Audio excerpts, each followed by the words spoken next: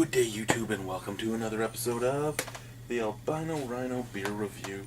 Today you have the Rhino, and I'm going to be looking at a beer. I'm going to be looking at a new beer that, well, not new, this year's rendition of beer. This came out just a few weeks ago. This is Brook's Kentucky Bastard for 2014. So aged at least a year.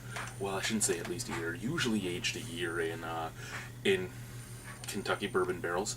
I say usually 1 year was like 14 months, 1 year was 12, 1 year was 10. I'm not exactly sure how many months this one was. But what do we have? A 750, 10% alcohol by volume. So this is a version of the Bolshevik Bastard. Well, it is the Bolshevik Bastard put in Kentucky barrels. And yeah, I'm actually really excited about this. I usually love Kentucky Bastard. I really enjoyed Kentucky Bastard the first year it came out, and the second year I wasn't huge on it. Last year, the 2013 edition was not my forte. But yeah, so we're gonna drink this, and what are we gonna drink it in? We're gonna drink it in this. I know it's not the wrong, it's the improper glassware. Oh my god. A couple drops of water left in there. I had to get some on my palate. This is a big beer. It's a 750. I don't have many glasses that can hold a big beer that are the proper shape, and since it's just me, I'm going to be drinking it out of this. Is it going to take away from the experience? Possibly a little bit, but the flavor shouldn't change. I might not pick up all the nuances of the scent, and it won't have the same visual appeal, but you know what, again, I don't want to be pouring it 6 or 7 times. I can pour it twice with this glass. So yeah, this glass holds 650s. So close as I could get. Temperature on it, probably about, I would guess, 16 degrees. This has been out of my fridge since 9:30. It's now 1 a.m. It's a big 750. My house is at 19. My basement's usually at 17 or 18.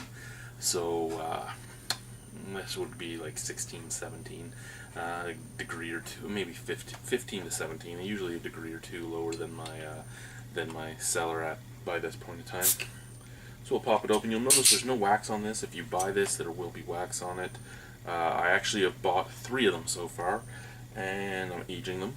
But I was given this by a friend to try, and they know how much I hated wax, so they didn't have wax on it for me.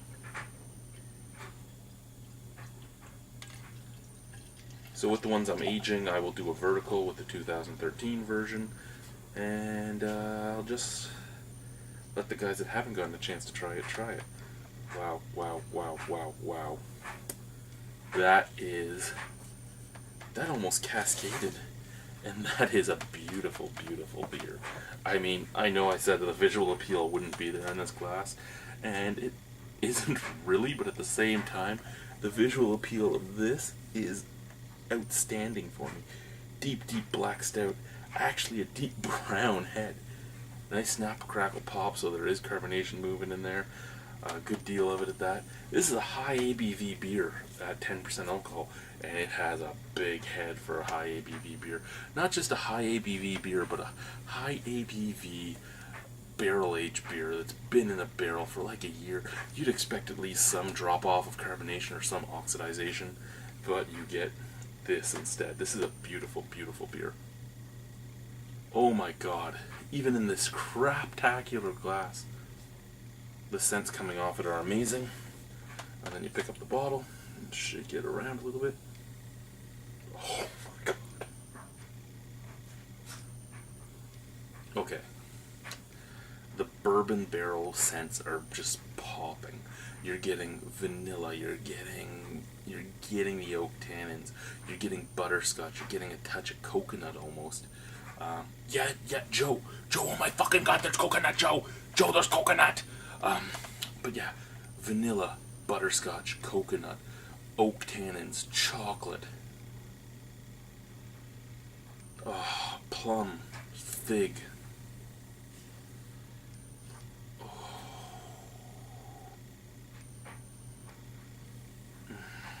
A beautiful earthy scent as well. A bit of coffee. It's just a beautiful stout. it's a beautiful stout, and it's showing everything that the barrel has to offer, and it's showing everything the beer has to offer. And basically, you're smelling, minus the alcohol. You're basically smelling like chocolate coffee bourbon. That's what you're basically getting, because you're getting all those scents from the bourbon. You're getting the wood. You're getting the vanilla. You're getting the butterscotch. You're getting that earthy scent, and then you're adding on chocolate roastiness and coffee, and that just makes this stuff smell ungodly.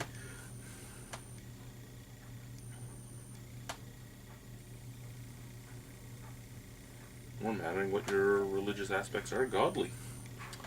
So, it's time to try this beast. It looks beautiful. It smells beautiful. Visual appeal, A+. Scent, A++. Actually, that scent is almost a 10 out of 10 for me. Oh, fuck that, it is a 10 out of 10. The only thing you know what? No, a 9.75 out of 10, because there's almost a little bit of a black licorice scent in there too, and I'm not that kind of guy. Fuck the black licorice. So that's the scent. I'd give the visual appeal a 10 out of 10, especially in this glass. Well, I'd give it in this glass a 9 out of 10. In a proper bowl glass that would just hold everything nicer, it would probably be a 10 out of 10. Scent, 9.75 out of 10. And let's go in for the taste. Cheers, guys.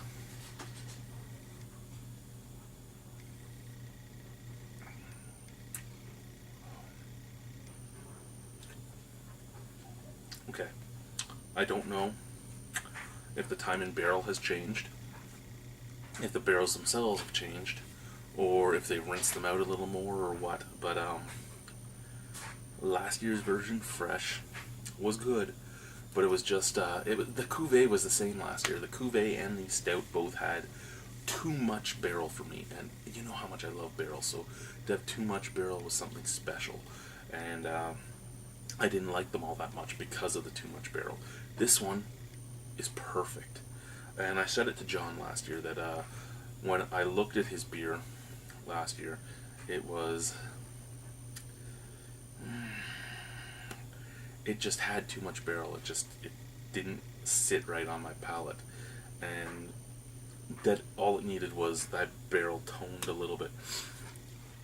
I don't know if it's been in there longer. I don't know if it's been in there less time. I don't know if they've rinsed out the barrel a little bit and cleaned it. I don't know if they re-rimmed the barrel. All I know is this is to die for. Exquisite, perfect, full mouthfeel, thick, creamy. Beautiful chocolate taste, beautiful vanilla taste, beautiful oakiness. You're getting that oakiness on the background mixed with a roasted coffee and mixed with an earthiness. It's giving you your bitterness on the background. Chocolate, vanilla, caramel, touch of roasted coconut on the forefront. It's just such a beautiful beer. Sticky lips, 10% alcohol, you wouldn't even know it. This is a knock you on your ass beer.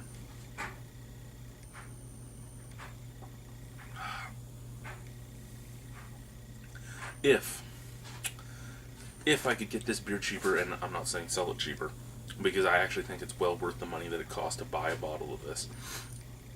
But if I could get this cheaper, I would be more likely to cook with it, because I think, and people are going to think I'm weird for this, but I would love to marinate a steak in this.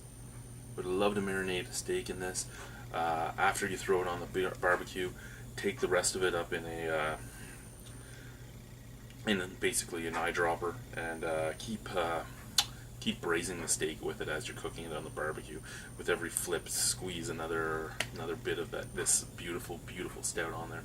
Caramelize it up nicely. Give it a nice like chocolate vanilla stout coating, because this could work amazingly that way.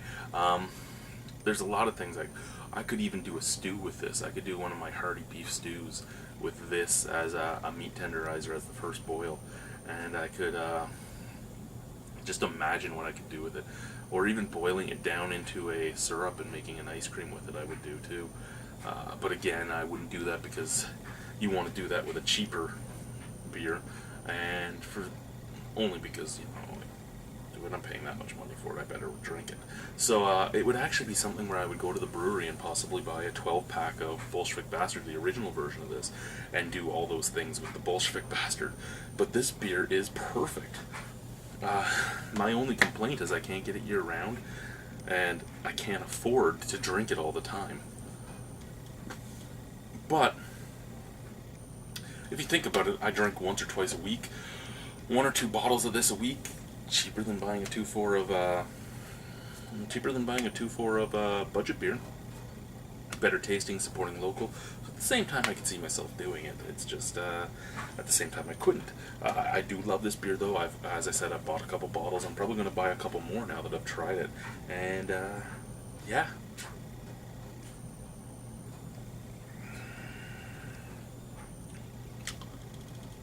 If I had had this version of this beer before I did my top 10 stouts or top 10 barrel-aged beers, it would have been higher on both those lists, because I was going off of last year's version of it. And yeah, you can only go off of what you've already had, and this blows away last year's version. I think I gave last year's version a 9. I think I gave the year before a 9.5, and this blows away both of them. It really does. It's just so smooth. It's so sticky. It's so heavy. It's so complex. I'm actually starting to get a little bit of raisin flavors out of it now. So you're getting vanilla, you're getting caramel, you're getting butterscotch, you're getting coconut, you're getting oak, you're getting an earthiness, chocolate, roasted coffee, roasted malts, bitter raisin.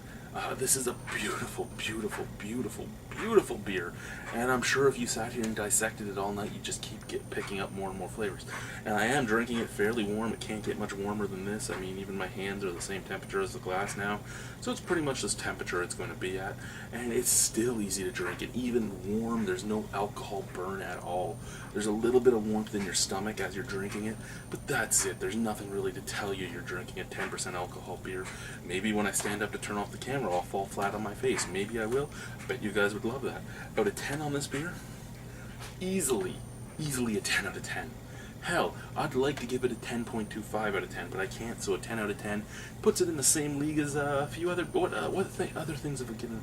I've given out Orange Mungus a 10 out of 10, Bellwood's Bring Out Your Dead was a 10 out of 10, Black Oak's Epiphany #1 was a 10 out of 10.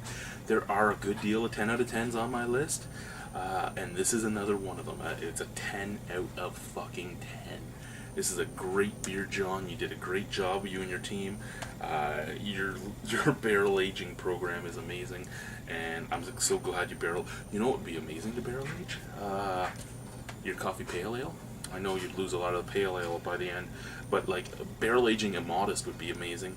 Barrel aging the Buff Cafe would be amazing. Yeah, there's just so many beers that you could barrel age that I would be all over. Barrel aging your Saison would be amazing.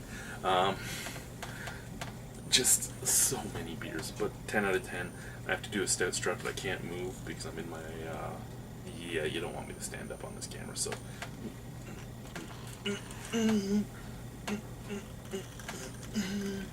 Stout strut motherfuckers.